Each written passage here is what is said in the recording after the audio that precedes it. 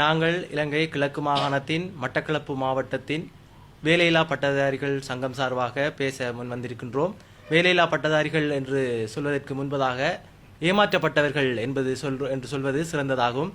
அந்த வகையில் நாங்கள் அரசாங்கத்துக்கு எதிரானவர்கள் அல்ல, எங்களுக்கான உரிமைக்காக போராடுபவர்கள் என்பதனை இந்த இடத்தில் உறுதிப்படுத்திக் கொள்கின்றோம். அந்த வகையில் இந்த ஆண்டில் அரசாங்கத்தினால் ஆசிரியர் சேவைக்கு ஆட்சேர்ப்பு செய்வதற்கான அறிக்கை விடப்பட்டிருக்கின்றது. அந்த வகையில் இலங்கையில் அனைத்து மாகாணங்களையும் எட்டி பார்க்கும் பொழுது இலங்கையின் கிழக்கு மாகாணம் முற்றாக தவிர்க்கப்பட்டிருப்பதை நாங்கள் கண்ணூராக காணலாம். அந்த வகையில் கிழக்கு மாகாணத்திற்கான அதிகளவான ஆசிரியர்கள் ஆட்சேர்ப்பு செய்வதற்காக கூறி அதிகளவான விளம்பரங்கள் அங்கங்கு காண்டாலும் உண்மை நிலவரம் அந்த அறிக்கையினை பார்வையிடும் போதுதான் எங்களுக்கு தெரிய வந்திருக்கின்றது. அந்த வகையில் இந்த ஆண்டு ஆசிரியர் ஆட்சேர்ப்புக்கான அறிக்கையின் பிரகாரம் கிழக்கு மாகாணத்தில் அதிகளவான பாடநெறிகள் தவிர்க்கப்பட்டு மிகவும் குறுகிய, அதுவும் 13-12 குறுகிய பாடங்கள், அதுவும் கலை கலாச்சாரம் சார்ந்த அதை தவிர்ந்த ஏனைய பாடங்களே அதிகளவாக அழைப்பு விடுக்கப்பட்டிருக்கின்றது.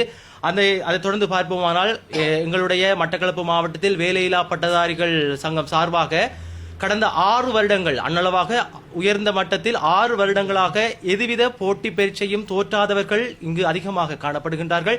அவ்வாறு 1-2 பரீட்சைகள் தோற்றினாலும் அது தொடர்பாக குறைந்தளவான ஆட்சேர்ப்புகளே செய்யப்பட்டிருக்கின்றது. அது மட்டுமன்றி நீங்கள் மிக விரைவாக பார்க்க போனால் அதிகளவாக அழைக்கப்பட்ட அறிக்கைகளின்படி இதுவரை அதிகளவான பரீட்சைகள் நடத்தப்படாமல் இருக்கின்றது. அந்த வகையில் எங்களிடம் அறிக்கைகள் கைவசம் இருக்கின்றன. அந்த அறிக்கைகளை நாங்கள் கட்டாயம் மீடியாவுக்கு சமர்ப்பிக்கின்றோம். அந்த வகையில் 2020ஆம் ஆண்டு தொடக்கம், அதாவது தற்பொழுது அரசு சேவையில் உள்ளவர்களை தவிர்த்து 2020ஆம் ஆண்டு தொடக்கம் 26ஆம் ஆண்டு வரை 6 வருட காலங்களாக இதுவரை எந்த போட்டி பரீட்சைக்கும் தோற்ற முடியாத சூழ்நிலை இருக்கின்றது.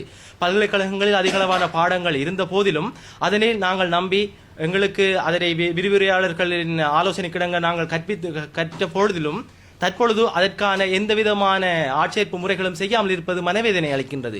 உதாரணமாக புவியியல் பாடம், அத்தோடு வரலாறு, தமிழ் போன்ற பாடங்கள் மிக முக்கியம் வாய்ந்த பாடங்களாகும். ஆனால் இப்போது வரை 6 வருட காலங்களாக அவங்களுக்கான ஒரு பரீட்சைக்கான வாய்ப்புகள் கிடைக்கவில்லை. நாங்கள் எங்களுக்காக விசேட சலுகைகள் கேட்கவில்லை, எங்களுக்கான வாய்ப்புகள், சம வாய்ப்புகள்.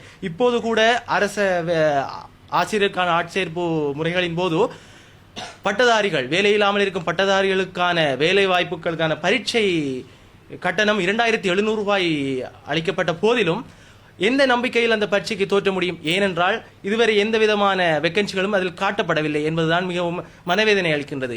ஆனால் எங்களுக்காக ஆதரவு வழங்க வேண்டிய கிழக்கு மாகாண அதிகாரிகள் ஏன் இன்னும் மௌனம் சாதிக்கிறார்கள் என்பது கூட எங்களுக்கு இன்னும் தெரியவில்லை. இது தொடர்பாக நாங்கள் யாரிடம் முறையிடுவது என்பது எங்களுக்கு தெரியவில்லை. அதனால் தான் உங்களை நாடி வந்திருக்கின்றோம். தயவு செய்ததற்கான தீர்வுகளை எங்களுடைய அதிகாரிகள் எங்களுக்கு பெற்றுத்தர வேண்டும். நாங்கள் பரீட்சை எழுதுவதற்கு தயாராக இருக்கின்றோம். நாங்கள் புறக்கணிக்கவில்லை. ஆனால் அதற்கான வாய்ப்புகள் இல்லாமல் தான் தவித்துக் கொண்டிருக்கின்றோம். கடந்த 6 வருடங்கள் தொடக்கம் இப்போது வெளியாகிய பட்டதாரிகள் உட்பட அனைவரும் இதற்காக மனக்குமுறல்களை உங்களிடம் கொட்டி தீர்க்குவதற்காக நாங்கள் இங்கே ஒன்று கூடியிருக்கின்றோம். தயவு செய்து இதற்கான என்ன காரணம் என்பதை மிக விரைவாக எங்களுக்கு கூற வேண்டும் என்பதனை இந்த இடத்தில் நாங்கள் கூறிக்கொள்கின்றோம்.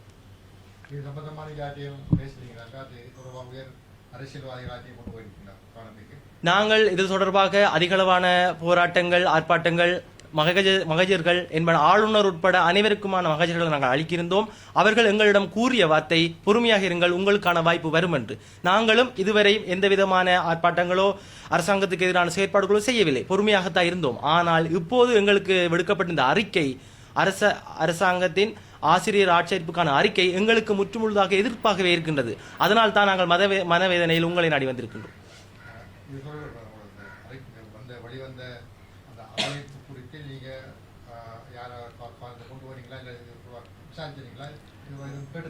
இதில் முக்கியமான ஒரு காரணம் என்னவென்றால், எங்களுக்கு முதலில் விடுக்கப்பட்ட அறிக்கையானது சிங்கள மொழியில் இருந்தது. அதனால் எங்களுக்கு விரிவாக அதனை ஆராய முடியாத காரணம் இருந்தது. அதனால் நேற்றைய தினத்தினில் தான் எங்களுடைய தமிழ் அறிக்கைகள் 2ஆக பிரித்து, அதாவது லிமிடெட் கெசட் மற்றும் ஓபன் கெசட் 2 கெசட்கள் வெளியிடப்பட்டிருந்தது தமிழில். அதனை பார்வையிட்ட போதுதான் எங்களுக்கு மிகவும் கிளியராக தெரிந்தது என்னவென்றால், எங்களுக்கு ஓபன் கெசட்டின் மூலம் எங்களுக்கான வாய்ப்புகள் முற்றாக நிராகரிக்கப்பட்டிருக்கின்றது என்பதை மிகவும் தெளிவாக பார்க்கக்கூடியதாக இருந்தது.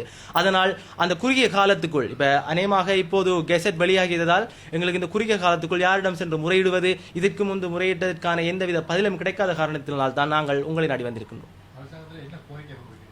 எங்களுக்கான கோரிக்கை, எங்களுக்கு விசேட சலுகைகள் தேவையில்லை. நாங்கள் அரசாங்கத்துக்கு எதிரானவர்களும் இல்லை. எங்களுக்கு தேவையானது அனைவருக்கும் வழங்கப்படும் சம உரிமை எங்களுக்கும் தேவை. உதாரணமாக 6 வருட காலங்களாக எந்தவித போட்டி பரீட்சையும் இல்லாமல் இருக்கும் காரணத்தில் என்னத்திற்காக பல்கலைக்கழகத்தில் இந்த பாடங்களை பரிந்துரை செய்கிறீர்கள்? பல்கலைக்கழகத்தை நம்பி மாணவர்கள் செல்வது என்னத்திற்காக? ஒரு அரச வேலை என்பது நாங்கள் குறிப்பிட்ட ஒரு வேலையை கேட்பதில்லை. ஒரு போட்டி பரீட்சை என்பது எங்களுக்கான ஒரு வளப்படுத்தல் செயற்பாடு. ஆனால் அதற்கான வாய்ப்பு இல்லாமல் போகும்போதுதான் எங்களுடைய குமுறல்கள் வெளிவருகின்றது.